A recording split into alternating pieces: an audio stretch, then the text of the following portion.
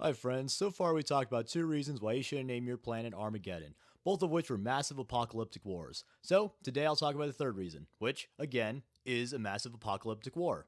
After his defeat in the Second War for Armageddon, Ghazghkull Mag Uruktraka, prophet of the Wah, began to regroup his forces. Unlike most orcs, Ghazghkull isn't a complete dumbass meathead. Half his head is metal after all, not meat. And he's actually a very skilled tactician. As such, he knew that his defeat at Armageddon was an invaluable teaching moment, and he devised new strategies with lessons born of his loss.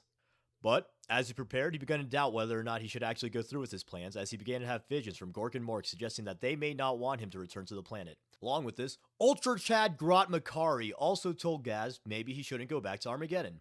But despite the literal gods and also Ultra Chad Makari telling him not to, Gaz just killed Makari and decided to invade Armageddon once more. Largely in part because his pal, Mad Doc Grotznick, told him, it'd be really dang cool to do it. So Gaz prepared once more for his Wa, and in his preparations he also recruited war boss Nazdreg Urgrub. Nazdreg would prove very useful later on, as he had access to a lot of teleporter technology that would be devastating in the upcoming war. And so one of his last significant preparations was to take over the planet of Golgotha in order to get resources and manufacture equipment for his upcoming Wah! Ghazghkull easily took over the cities and factories of the planet, converting them into orc slave factories. However, he was intercepted by Crab Chad and coolest guy ever, Sebastian Yarrick. Yarrick led a squadron of Baneblades with his own personal Baneblade, the Fortress of Arrogance. Despite riding the coolest vehicle ever with one of the coolest names ever, Yarrick was eventually overrun and surrounded. Yarrick was then taken to Ghazghkull Space Hulk and tortured for weeks. However, after some fun times torturing Yarrick in his dungeon, Ghazghkull decided to release the legendary commissar because he fell in love with him. He wanted Yarrick to give him a good time. A good fight. You know what? Never mind. Who am I kidding? Ghazghkull was definitely 100% in love with Yarrick. So, 7 years later, Ghazghkull finally returned to his murdered bestie and finally launched his second assault. The Greenskin fleet was the largest fleet to ever assault an Imperial world, and it greatly outnumbered the Imperial forces. They easily broke through the naval blockades, and they made their way to the planet's surface. Hearing of Ghazghkull's arrival, Yarrick hurriedly prepared his defense force, which comprised of guardsmen, titans, sisters of battle, and a bunch of space marine chapters, one of which being the legendary Black Templars. Once again, the orcs literally made planetfall and rocks crashed into the planet. Additionally, Ghazghkull shot a giant asteroid at Hive Hades, completely annihilating the hive that Yarrick so doggedly defended half a century earlier. The rocks that crashed into the planet were fitted with teleporters, and Ghazghkull quickly teleported troops and equipment from space to the planet in mere moments in order to overwhelm the Imperial defenses. Across the world, huge battles waged. Imperials faced unending waves of orcs. Feral orcs from the First War came out of hiding to scrap. Titans battled Gargants. Yarrick dramatically looked at the camera and he said, "Gulp. Now this is truly Armageddon." One of the first hives assaulted by the orc forces was Helsreach. The battle for Helsreach is one of the most iconic battles in all of 40k and one of the most devastating Space Marine last stands. The Black Templars sent 100 Templars from their crusading fleet in order to aid Armageddon, which, honestly, seems a bit low to me, but GW isn't really known for their number skills, so whatever. But the Marines fortified Helsreach alongside the Guardsmen and Sisters of Battle. Grimaldus led strike teams to kill some of the initial orc forces. However, when the bulk of the horde arrived, the Templars hunkered down within the city walls. Imperial Navy bombers thinned the approaching green tides, and the Imperial gun lines would attempt to pick off the surviving orcs. Requiring more firepower, Grimaldus sent his Master of the Force to seek out an ancient weapon called Oberon. Oberon was a massive war machine called an Ordinatus engine. Its main strength was its humongous Nova cannon. This cannon was usually equipped on Imperial Navy battleships, and its devastating blast could literally one-shot Titans. After some time, the orcs amassed their largest force yet. Millions of orcs alongside hundreds of Gargants and vehicles assaulted the hive walls once again. The massive horde was met with airstrikes in the Titan Legion, Legio, and Vigilata. Eventually, the overwhelming number of orcs broke through the defensive lines and flooded the hive. After about a month of brutal combat, the orcs had gained control of the majority of Helsreach. However, there were still Imperial holdouts going strong. In addition to the ground forces, the orcs also had submarines assaulting the docks of Helsreach, bombarding the hive and sending in extra troops. The Black Templars desperately fought on the docks and were beginning to falter when drop pods burst through the clouds above and barraged the city streets. It was the Salamanders, here to aid their battle brothers and turn the tide of the dockside din.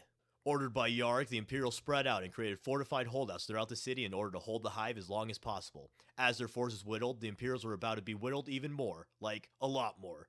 You know what? Whittling is kind of too small of a word for this, because super mega giant huge mega gargant named Godbreaker arrived in the city to crump some humans!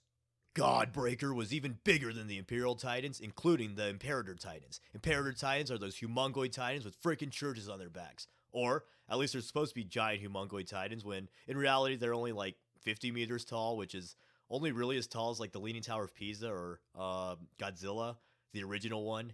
Yeah, I mean like that's tall, but I don't know if it's tall enough for a Titanic god machine, you know? But you know what? My girlfriend tells me that size doesn't matter, so let's just move on. The only thing that could even hope to compete with the gargantuan Gargan was the Imperator Titan Storm Herald. However, Storm Herald was badly damaged and worn out, so was only capable of one shot. Me too, buddy, me too. But you know what? It's like when you and the boys are on Fortnite, it's down to the last guy, only your buddy's still alive. It's a 1v1 for the Vicroy. He steadies his purple sniper, takes aim, you're all waiting for him to kill the last dude. He takes a breath, he shoots, he fucking misses, and then gets lasered by the opponent, and you call him the worst things possibly imaginable. That is exactly what happened with Storm Herald. It whiffed its one shot and immediately got killed by Godbreaker!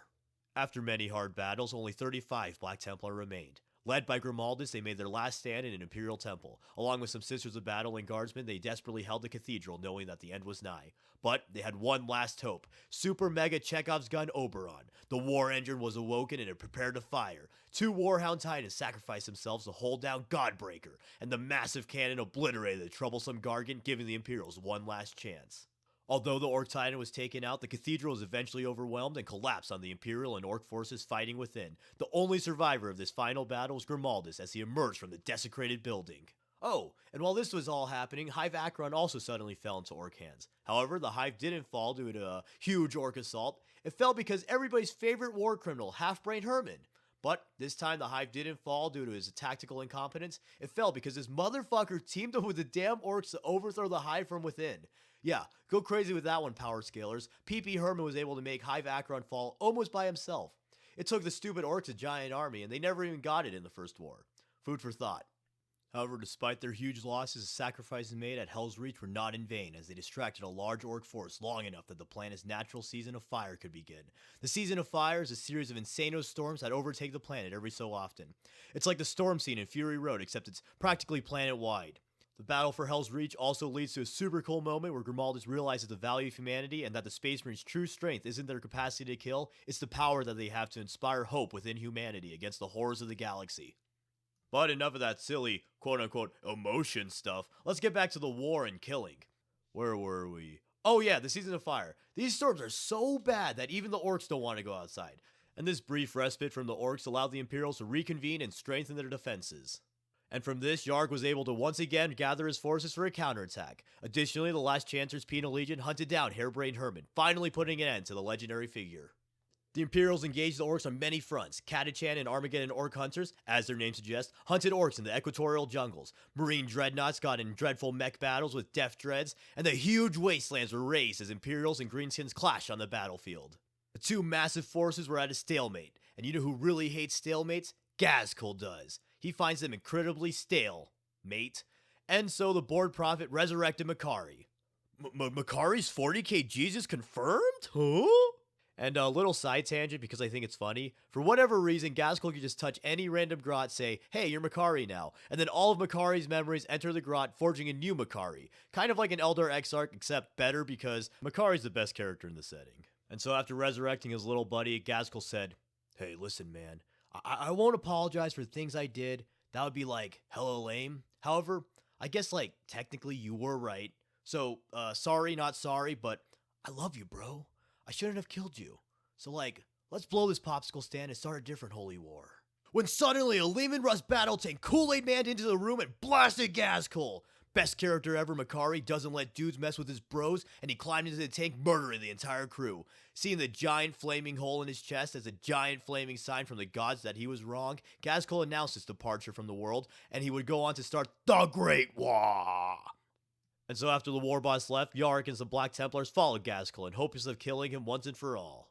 Even with Ghazghkull's departure, the Orc forces still fought and war raged on almost endlessly. Armageddon essentially became Disneyland to the Orcs as the endless war became known as Ragnarok, and it was a place where the Orcs could make holy pilgrimage in order to have a good old time grumping some Yumis. Billions of Imperials died defending the world, and the death toll continues to grow. However, the planet is far too important to fall, so the Imperium is willing to make some tremendous sacrifices in its defense. Sometime later, once Cadia had fallen and the Great Rift tore the galaxy asunder, Armageddon was invaded by Chaos forces once again, making this hellhole a literal hellhole. And it was so bad at times that the Orcs even teamed up with the Imperials to fight some demons. Half the world became demonic, and an endless three-way war rages on in the present setting. And that concludes the Wars for Armageddon. Thank you for watching. I hope you enjoyed this two-part series. Armageddon is truly one of the coolest settings in 40k. Along with that, the battle for Helsreach is a really cool story in and of itself. Grimaldus' journey and learning about the value of humanity and what the Space Marines truly represent is really powerful, so I definitely give that a read. But with that, that concludes the Wars for Armageddon. Thank you everyone for watching and supporting the channel, as well as my channel patrons who support the channel a little bit extra. I really do appreciate it, and I use the support to reinvest in the channel to improve the quality of my videos.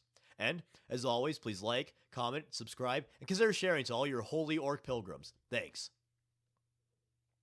Herman and Makari would solo the Emperor so easily, thank God this chick in a miniskirt put an end to Herman before that could happen.